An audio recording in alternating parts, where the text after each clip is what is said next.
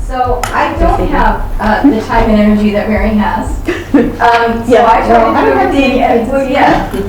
So I try to do things as quickly as possible. And again, like Mary said, I think everything I've done was born out of necessity and just the desire to flip my classroom. And I flipped it before I even knew that word meant what that meant.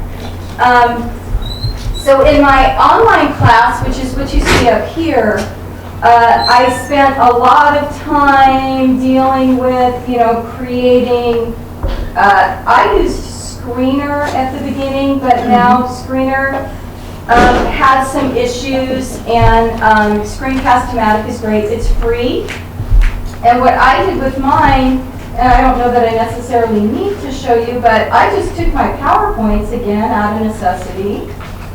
Took my PowerPoints, let's see if it'll load for me.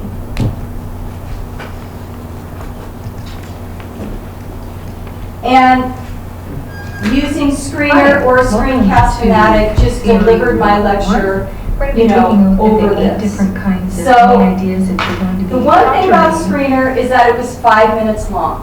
So mine are in these very short 5-minute. Which is good. Students like Yeah.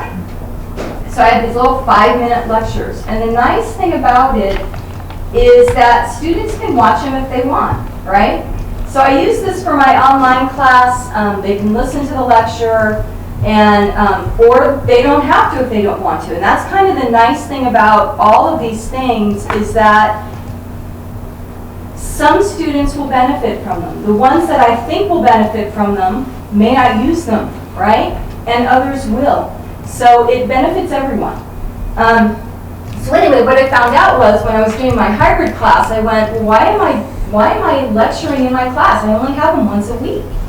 So I may as well do this. So I flipped my class, and all of my lecture was done outside of class.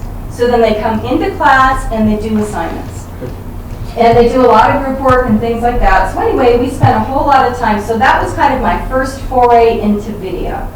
And then as things kind of, again, some stuff was born out of desperation.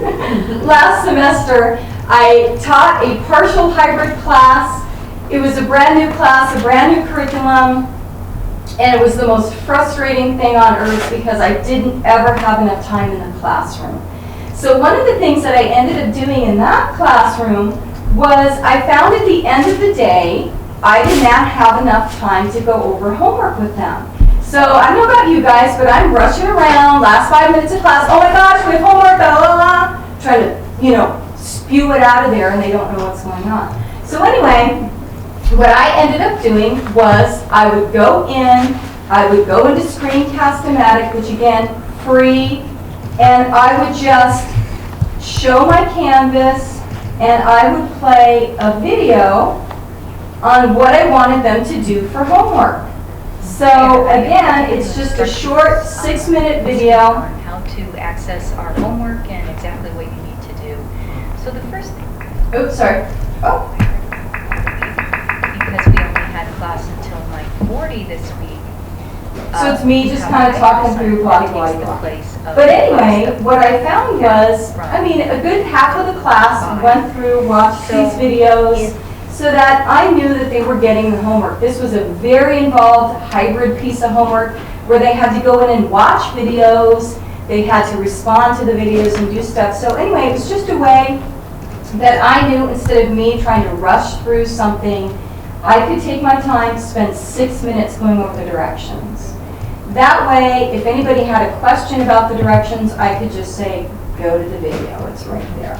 So it was born out of necessity, but it was a really good thing. And again, I don't plan anything out. It is literally me. I put the headset on with Screencast-O-Matic. I, set my screen up and I talk for 6 minutes. If I sneeze, if the phone rings, I really don't care. It's just life. So I just go through and I do the whole screencast and go from there. So now another way that I have used screencasts are also, let me see if I can get out of this. where's my little X? Screencast-O-Matic one of the ones that actually has a pause button, if you're aware. Yeah, of. Screencast-O-Matic does You have can't a pause actually button. So you can pause, you can't go back and edit. And again, I use Screencast-O-Matic with my students. Here's another thing born out of necessity, right?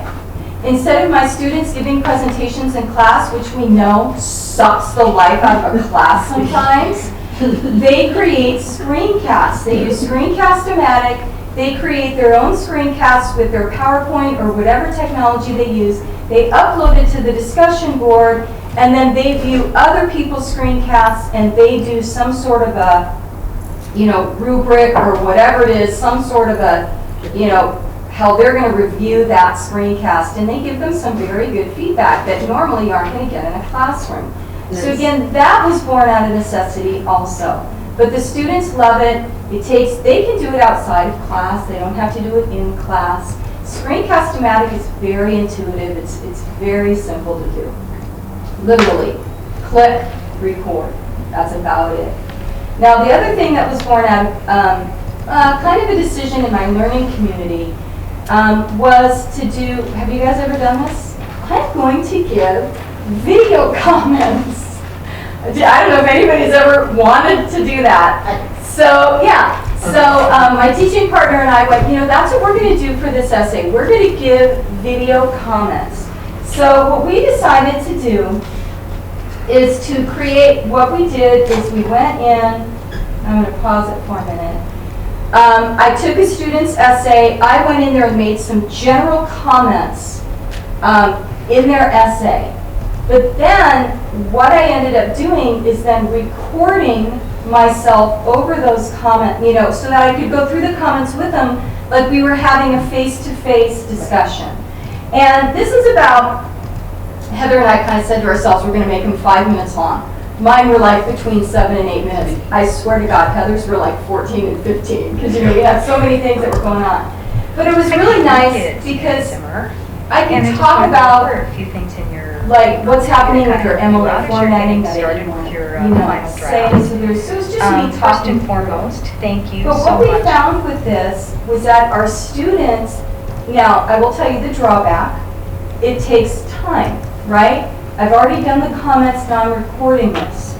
So again, it took me 7 minutes to record, but all in all, uploading everything, a good, just for the recording part, a good 20 to 25 minutes per student. So it did take some time. But what we found was that the students' second drafts were amazing. Wow. Because what they did is they viewed this, I don't know if you can go 11, 12, 13 times. On average, they viewed it 5 to 6 times. They went in there, they would view the comments, they would pause, they would make corrections, and then they would go back and they would view it again. It was an absolutely powerful, powerful students. Now, one that I would recommend doing one time. If you have all the time in the world and you can spend time doing that with your students, great. It did take some time, but I will tell you the benefits were amazing. And their writing, hands down, their second drafts were better than anything that I had seen before. See, and I do it for all of my student projects, but I don't have a paper that they're submitting. They go to the website. So I navigate their website and tell them about what looks good and what doesn't look good. That's great. So it isn't quite as time-consuming resource, I think. But what I noticed is they don't fight you as much. They don't see the red and get alarmed because you can gently tell them what's going on instead of just these red words on their paper reading it. So and it's really hard to write comments like your MLA formatting, you need to do this, and you need to do this, and you need to do this, or whatever it is. And it was a lot easier to just go through and say it. So again, that video was kind of born out of let's just try it and see, but the benefits were amazing. And then the last thing, somebody talked about Animoto. Animoto is a, quote unquote free. If you want to pay for the pro, you get more time. If you want to do the free education account, you get more time. Yeah, and if you want to do the free version, we have our students do a free version of Animoto. The horrible thing about it is the wonderful Animoto logo just kind of flashes through the whole thing. But it's okay. Again, Animoto is very easy to do, like Miguel was talking about. It's very, very intuitive, drag and drop. You can put the text in, you can put the images in. They provide music that you can put in, so it's a very easy kind of drag and dump. Our students were able to do it pretty easily.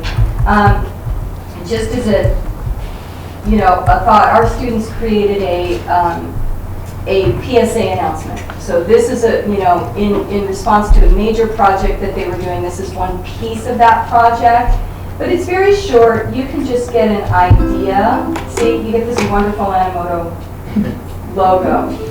What would be the downside to if you get the educators account, they give you 53 student accounts? What's the downside to that? I don't know, I haven't tried that. Yeah, I mean, I haven't had students doing another project, so I Yeah. haven't messed with it either, but Yeah. every time you review, they send you a full. That's a good idea. Yeah. But again, something very, very simple. Students, it did not take them long to do this at all. Found images, dragged them, put their text in, found the music that they wanted to do. Again, very quick, simple, down and dirty, just assignment for students to do using video. So, I'm just hitting escape on the other thing. But I think the big thing about videos is a lot of the stuff that I use for the students can do as well. So for us, instead of doing a major paper in the English class that I'm doing my LC with, it's just a major project where there's a video element to it. There's a whole lot of other elements to it, a presentation element to it that we can do. So it's trying to think outside the box. So again, born out of necessity, but what I have found with all of the videos and stuff that I've done, the people that I think it's going to help, it helps them, but it also helps a lot of other students as well. And that's kind of the thought behind universal design learning is we're trying to provide access to everything for all students so that text isn't just in written form, that we can find other ways to present text and assignments and everything so that students can have different focus and different access. And what we think is only going to work for a select few works for the many. And so that really is important as we're putting things together, I think. But again, I use it a lot, I think, without even realizing that I'm using it a lot. And the students do benefit, and so do I. It takes time. I will say that, it does take time. I think I like about her videos is that half the time when I'm grading discussions, like, oh, you didn't capitalize this, and it's a lowercase I, and all I find is bad things, but when you're forced to do a video, it's like, oh, this was good, you did this and you did that, so you're really giving them the feedback from both sides of that. And you're right, I was much more positive in the videos, because I'm the red ink queen. I'm always telling them, and I was able to be much more kind and much more positive in those videos. Yeah. Do you have a question? Yeah, Mary, it sounded like if you had to choose one tool, it would be the Screencast-O-Matic. Screencast-O-Matic, and it is 15 minutes. The nice thing about that is if students are doing presentations, they have longer than 5 minutes. But I still, like Mary said, recommend 5-minute increments only, 5 to 7 minute increments for students. They won't watch something for 15 minutes. Yep. So that way they can go back to pieces of a lecture instead of having to access the whole thing and try to, scroll through it. Okay. You guys have any questions for our panel? I have one more. Uh-huh. Mary, since you're doing really like a flipped classroom is how you're defining it, how did you make that first transition to holding the students accountable for having read the material first and then actually doing the activities when they are on campus with you? Did you make that point? Is that always points or attached? There's always an assignment. I mean, we have a whole, there's always an assignment that has to do with the reading, whatever that assignment is, be it, usually there's 3 or 4 discussion boards or this or that that's due the night before Class. a hybrid class, or they have to come into class with that assignment. And again, it's that stress. If you don't have this done, you can't do the work that we're going to do in class. And we pretty much, we kind of get in that routine. Everything's due at midnight the night before. and then they come in prepared. Are all of them prepared? No, but probably 95% of them are. Nice. So are they all watching the videos? No, but they're reading the work and they're doing the assignment. So again, it's trying to hold them accountable. They have to have something to bring in to hold them accountable for whatever we're doing in class as well. Awesome.